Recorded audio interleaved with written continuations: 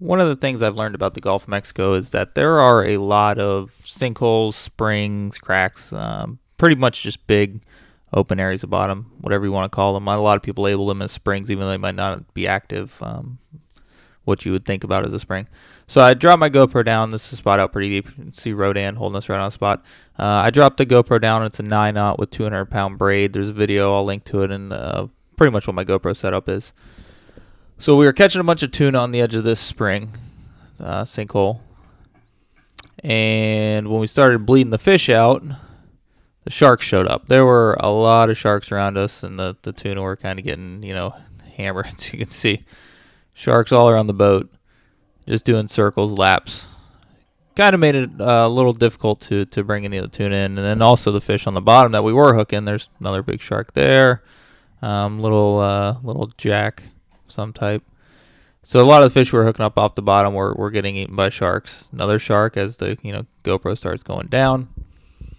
And so what you'll see here is this spot is pretty deep. It's very noticeable, and the depth finder wasn't even quite showing how deep it was when we would go over it.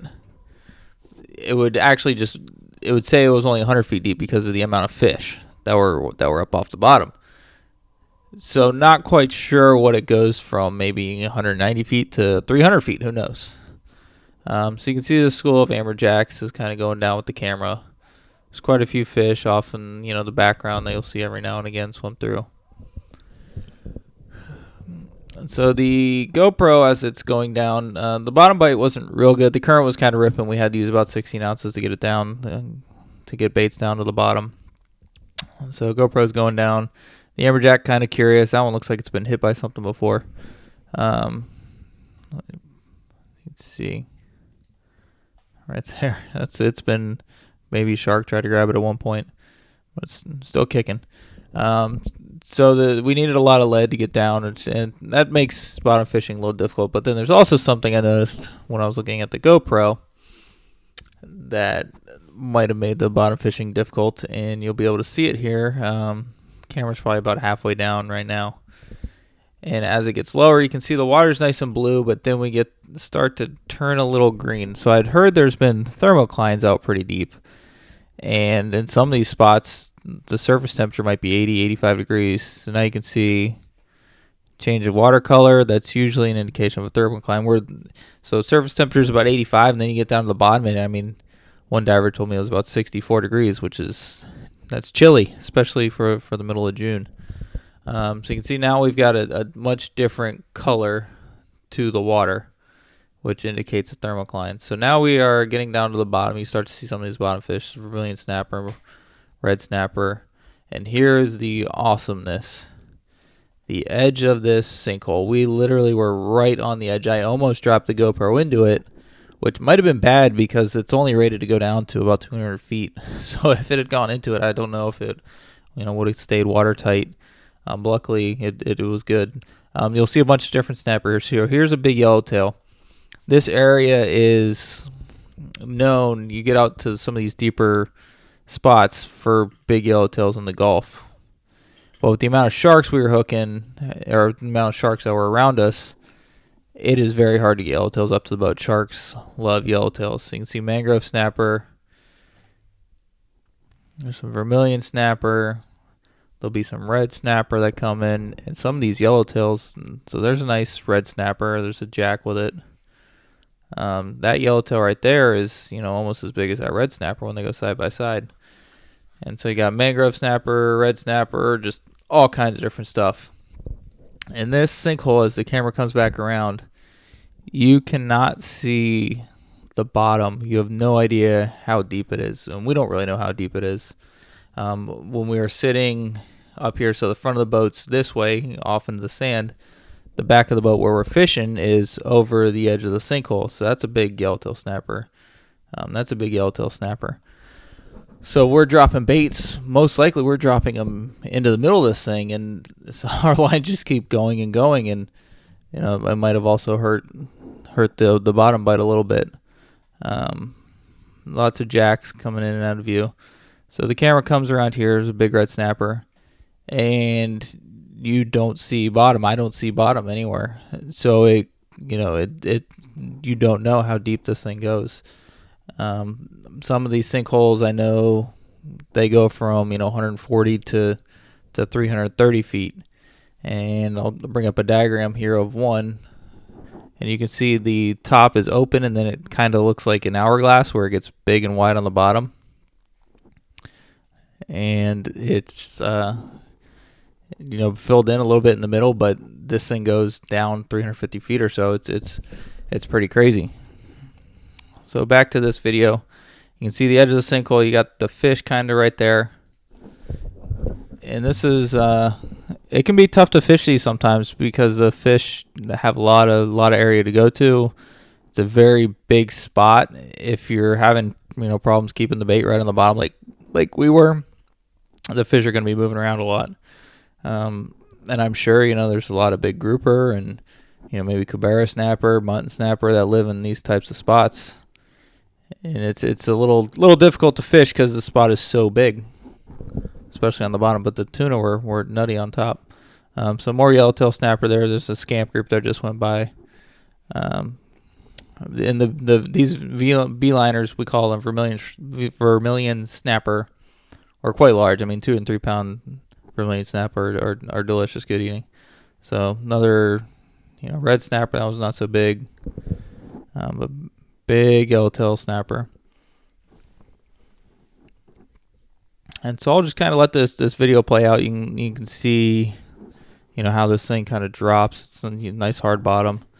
But these sinkholes in the Gulf are pretty much the same as sinkholes you'd see on land. Just imagine it being out in the water, and you can imagine how good of fish structure and holding they are, because they just provide that natural cover, and they'll bring the bait in, and they'll bring the predators in, and it's just basically like nature's shipwreck, just inverted.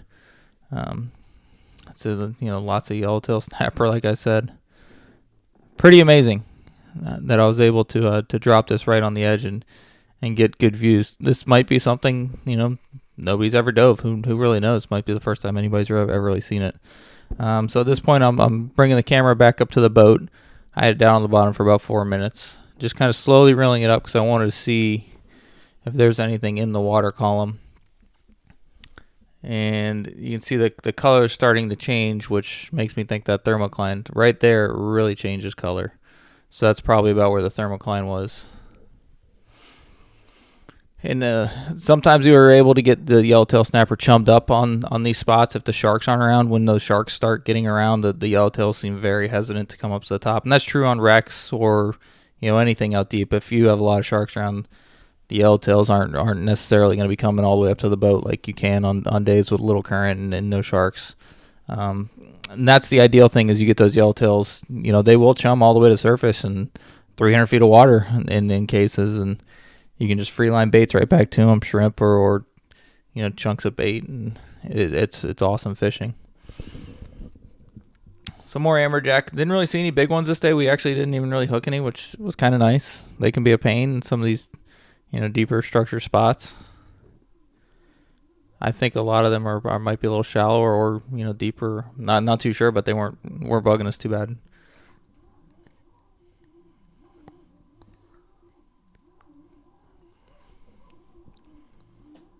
So lots of little ones. We were hooking a bunch of little Almaco jacks on the surface when we were fishing for tuna. So what I'm going to do now is I'm going to show you some of this tuna footage and how just unbelievable it was. Oh, there's some jack crevalles, which is pretty crazy to think that they're out that far, but we do see a lot of them. Don't tend to hook a bunch of them. On occasion, you'll get a 30 or 40 pounder, which is backbreaking to say the least.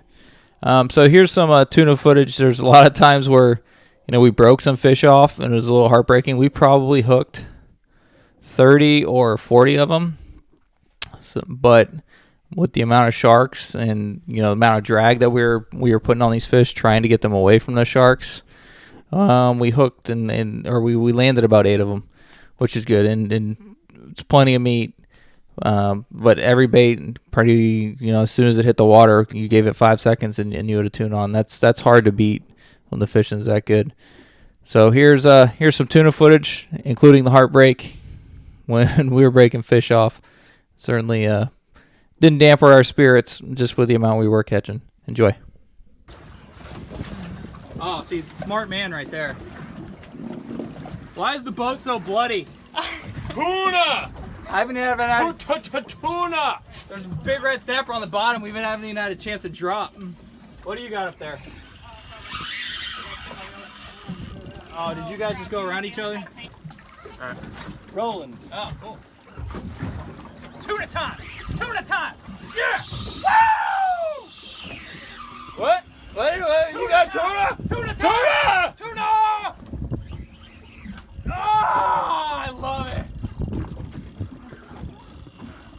What do you got on, John? I think it's tuna. Yeah.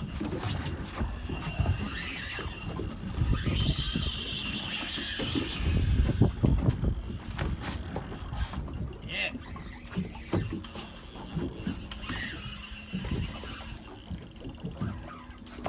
So easy. Even Kyle can do it. Alright, you ready? Yeah? To gap it? Oh, Yeah, get it. I got a gap ready over here. Whoa! I was jumping in the boat. Okay. Yeah, tuna time! Tuna! Oh! So far, I'm 2 for 2 at the good spot. Oh, You're doing great. yeah, that one felt fun. Yeah, that one might- Is your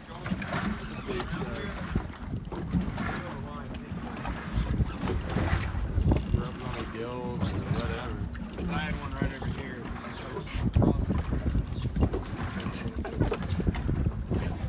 Just be like, Michelle, we got a tuna. Oh no! Oh!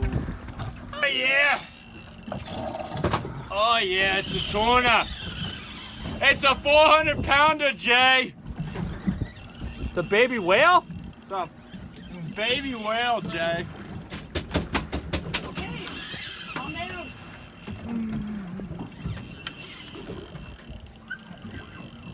Double header again. That's how many double headers do you think that is? I had triple header at one point. We had a couple triples. Even when sharks try to eat our troll motor, they can't slow us down. Cute or not? Hold on. I think I have a shark. No! God, Tuna time. Look at me, perfect spot. How many is that? How do you get it out though? There we go. Thank you. Show me how we catch tuna. yeah. Tuna. There or something. First, I gotta catch bait. Okay, I'll just gap it. How about that? That was fun.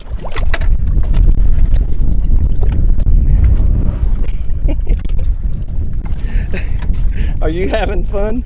Oh yeah. I mean, I've already caught 3, so I'm good. You caught 3? Look at this shark. I'll eventually get one on the boat. This time it's done, right? So you just hit the water. You close the bail. How long? How long does it take? About, I'm getting hit now. And he's on.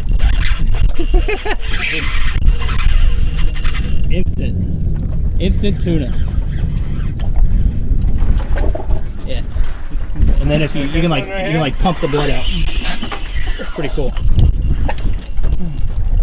Oh, two time? Something small miss it? in it. All right, let me know when you're. Oh, you got something small.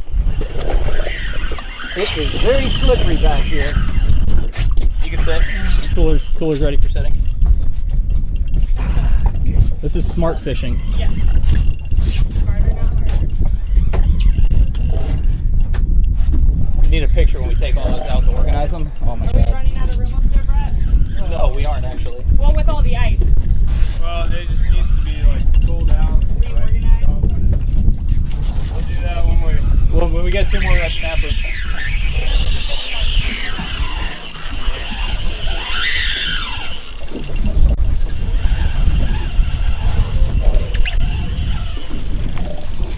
So, did you just cast it out? Yep. How long?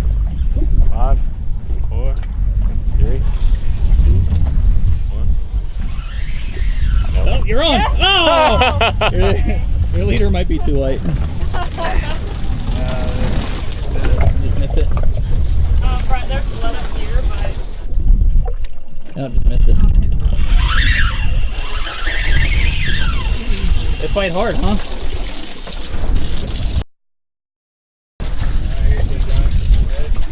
Alright, I'm watching you from cast to hook.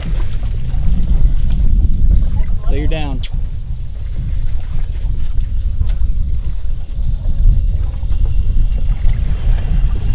Now how did you find this spot? I was just swimming around and smelled it out. Shark. cancel our meeting. I was already thinking about checking. Man down. All right. Oh, we got it. Is that cobia? On my hook? Wait, you have a cobia? Yeah. How big? Big enough. Yeah. Like legal? I saw him and I just